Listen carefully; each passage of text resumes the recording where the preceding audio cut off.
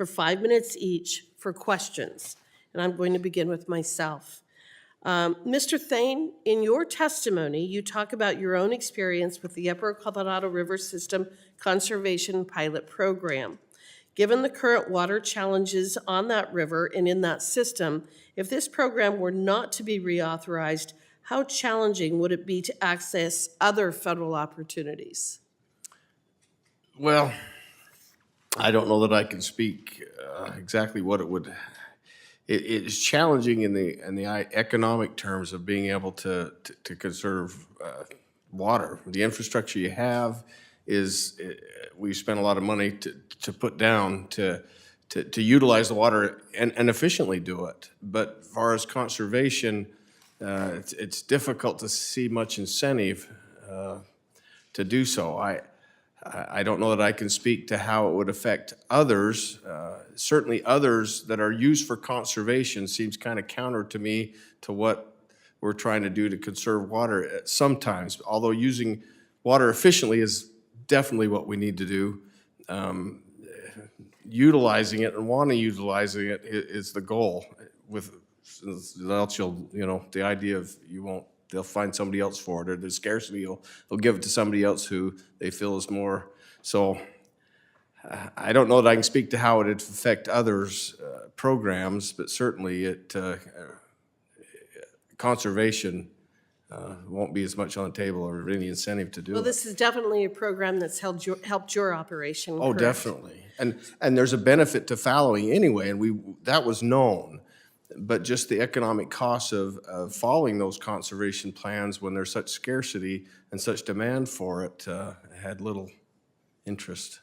So at the end of your written testimony, you discussed the idea of Congress working on a more long-term solution to eventually replace the pilot program.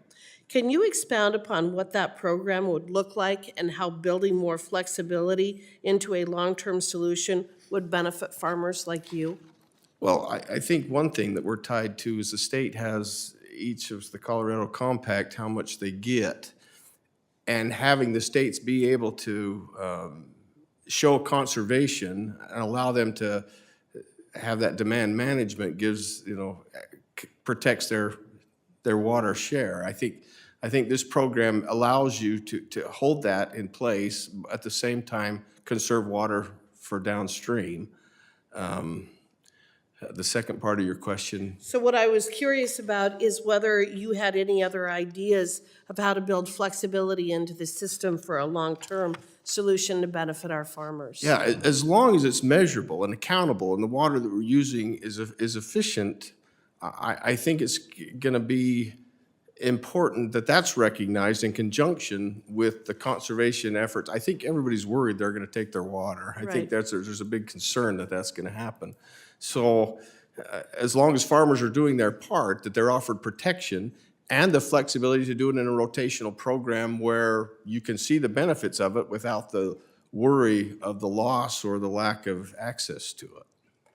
Well, thank you for that information. And Ms. Toombs, in your testimony, you mentioned that commercial undersea cables are important to national security. Could you please expand on how important these technologies are both domestically and globally? Yes, certainly. As mentioned, Please turn on your microphone. apologize for that. Yes, certainly. As mentioned earlier, and I'll just reiterate it, submarine cables really provide the backbone of the internet. I find that when I talk to people, they're surprised that that's actually where the internet comes from, if you want to call it that. They think it's satellite communications, and it really isn't.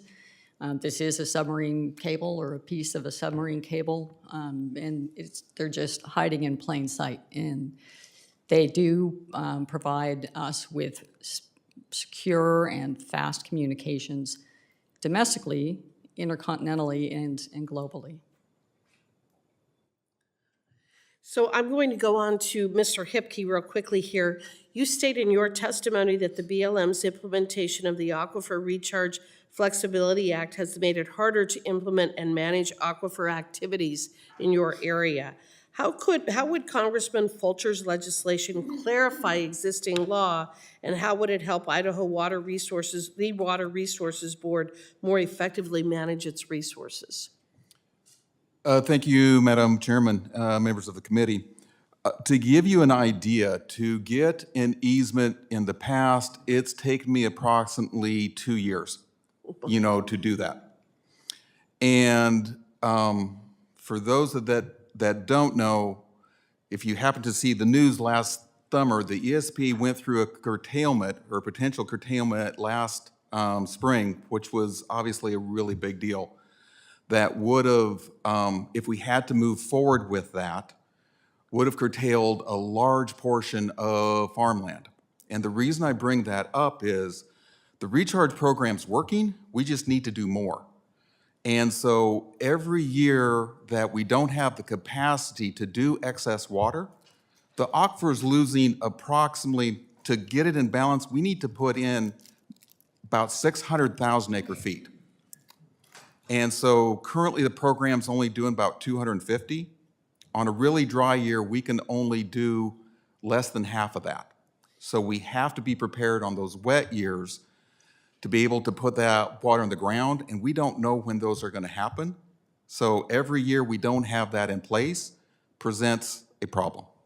Okay, thank you for your testimony. The chair now recognizes Mr. Huffman for his 5 minutes of questioning. Thank you, Madam Chair.